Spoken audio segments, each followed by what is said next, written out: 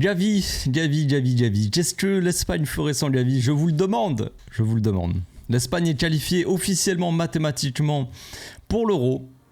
Débrief facho, c'est parti.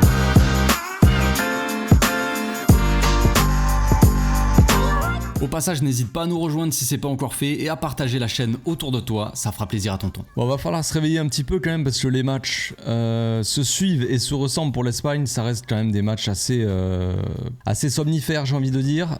Compliqué, c'est une équipe comme d'habitude qui fait tourner en espérant marquer, en voyant Morata qui est hors jeu, qui marque des buts hors jeu, refusé. Puis voilà, on s'arrête là et puis on espère quand même gagner des matchs sur quelques buts. Donc heureusement Gavi était là ce soir, évidemment. Ce ne sera pas toujours le cas, mais qui d'autre que Gavi? Eh bien Rodri, tout simplement. Hein. Dans cette équipe-là, on peut vraiment mettre en avant, mettre au-dessus des autres, en tout cas, Rodri et Gavi. Quoi. Le reste, ça reste quand même assez tristouné dans l'histoire. Donc voilà, l'Espagne est qualifiée, donc c'est le principal. Maintenant, il va falloir travailler sur d'autres choses.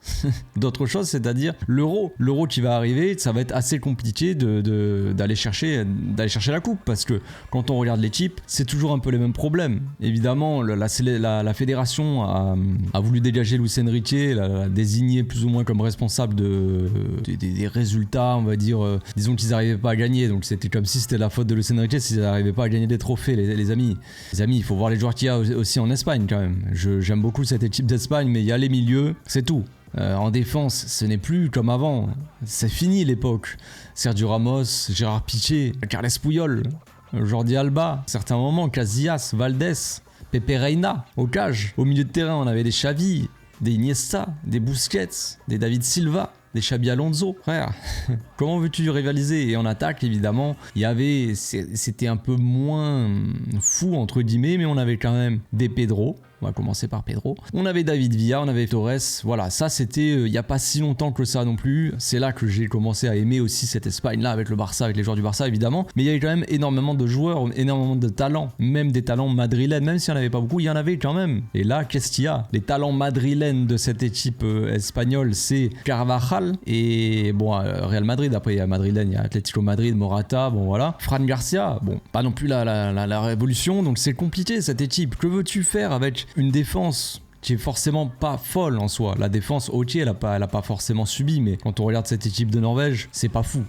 Haaland nous sort un match quand même assez fantomatique. L'autre, le Normand qui a passé son match à faire la bagarre avec Haaland, à lui tirer le maillot, à le pousser, Haaland qui lui mettait des coups dans la tronche. C'était pas dingue ce match-là. Le Normand qui est sorti à la mi-temps, ils se sont dit soit il va se prendre un rouge, le Normand s'il continue, soit il va se prendre une patate par Haaland, ou il va se faire coucher, il va partir à l'hosto, donc vaut mieux le sortir à la mi-temps.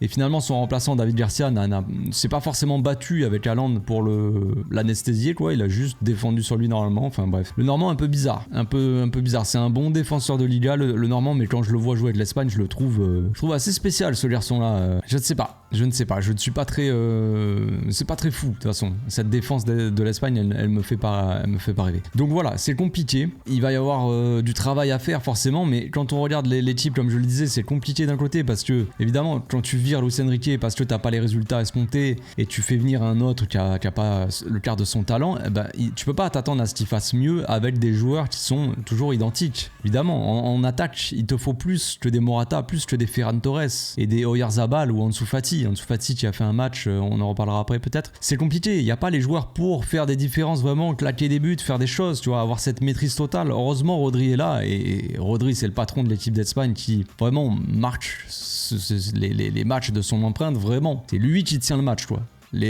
Cette équipe d'Espagne, elle tient avec Rodri, avec Gavi. T'enlèves les deux, il n'y a plus rien. Je sais pas ce que c'est comme équipe, mais c'est plus grand chose, quoi. Donc ça ne tiendra pas éternellement. On attend le retour de Pedri aussi, forcément. Le Pedri qui va faire du bien à ce milieu-là, à la création, mais devant, c'est pas assez fou.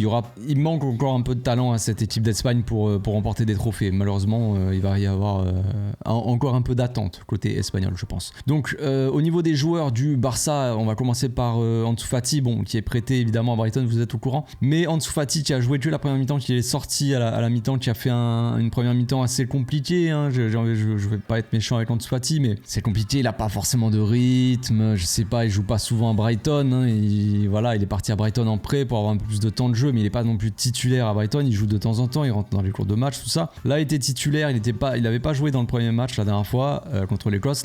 Là, sa première mi-temps, elle est très compliquée. D'un côté, la physionomie du match et la manière, on va dire, de défendre de la Norvège n'aide pas. Évidemment, quand tu joues un bus, encore une fois, une équipe très compacte, beaucoup de densité sur très peu de distance, parce qu'il jouait très bas. L'attaque et la défense, elle jouait pas forcément dans sa surface, elle jouait en dehors, donc ça a donné une équipe très compacte, une bande comme ça très compacte. Donc un bus concrètement, garé devant la surface, et c'est difficile pour les joueurs comme ça de faire des différences. Ansu Fati lui manque de l'explosivité, il lui manque de, je sais pas, il arrive pas à combiner non plus avec ses coéquipiers, il était pas très juste techniquement, donc plutôt un mauvais match de la part d'Ansu Fati qui est sorti. Bon voilà, son remplaçant c'est Oyarzabal, il n'a pas non plus apporté beaucoup plus. Ferran Torres sur le côté droit, c'est du Ferran Torres comme d'habitude, pas beaucoup de différence. Il a fait, je trouve, peut-être un meilleur match que contre l'Écosse. C'était correct de temps en temps, il a essayé de rentrer un peu, de partir du couloir pour rentrer dans l'axe un peu, se glisser, zigzaguer entre les joueurs, essayer de faire des trucs. De temps en temps, il a fait quelques centres qui auraient pu être intéressants s'il y avait eu quelqu'un, mais il y a personne. À un moment, je crois qu'il a fait un centre, ça passe juste au-dessus de Gavi qui va pour mettre la tête, et voilà, il est un peu trop petit.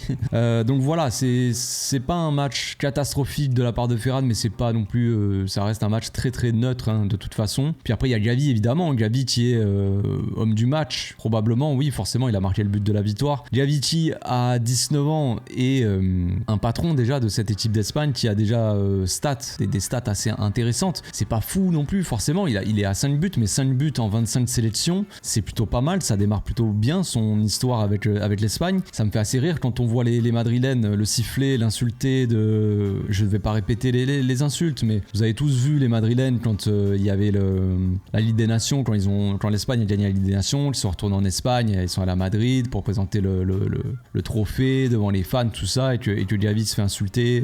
Ils insultent le Barça aussi, alors que le Barça a donné une armoire à trophées à cette sélection espagnole. Il devrait avoir un peu plus de respect et se mettre à genoux.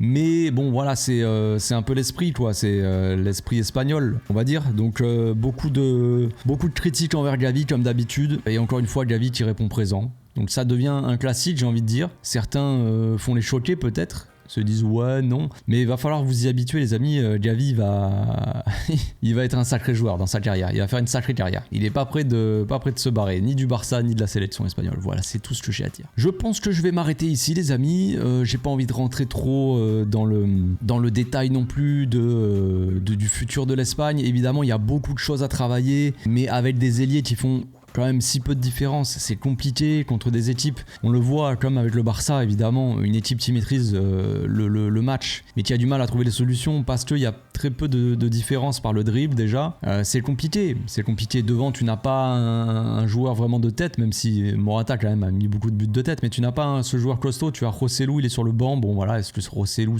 c'est le gars qu'il faut absolument mettre titulaire? Je ne suis pas sûr, et voilà, t'as pas beaucoup de qualité sur les ailes. Il te manque évidemment, s'il y avait eu Nico Williams peut-être d'un côté, d'un autre côté Lamine Yamal qui rentre quelques minutes pour essayer de faire un peu des différences, ça aurait changé des choses. Évidemment il va falloir travailler sur ces jeunes là, ces jeunes générations qui arrivent, où il y a beaucoup de talent, mais on sort d'une génération espagnole où il y a quand même très très peu de folie, très peu de talent, en tout cas un talent assez moyen, j'ai envie de dire. Des mecs comme Fabian Ruiz, même s'il a pas fait un mauvais match, mais Fabian Ruiz, Morata, bon Carvajal peut-être, Laporte, tu vois, tout ça c'est des générations qui sont pas forcément folles, quoi. Il va falloir sortir de là et commencer à intégrer les jeunes générations où il y a quand même énormément de talent. Évidemment que dans ce match-là, un Dani Olmo aurait fait du bien, mais Dani Olmo est encore blessé, donc c'est compliqué. Voilà, c'est compliqué l'Espagne, mais il y a du talent, il y a moyen de faire des choses. Mais c'est encore trop tôt pour moi et trop fébrile pour gagner des compétitions, malheureusement. On se retrouve bientôt pour une nouvelle vidéo. D'ici là, portez-vous bien les amis. Passez une très bonne soirée. Ciao.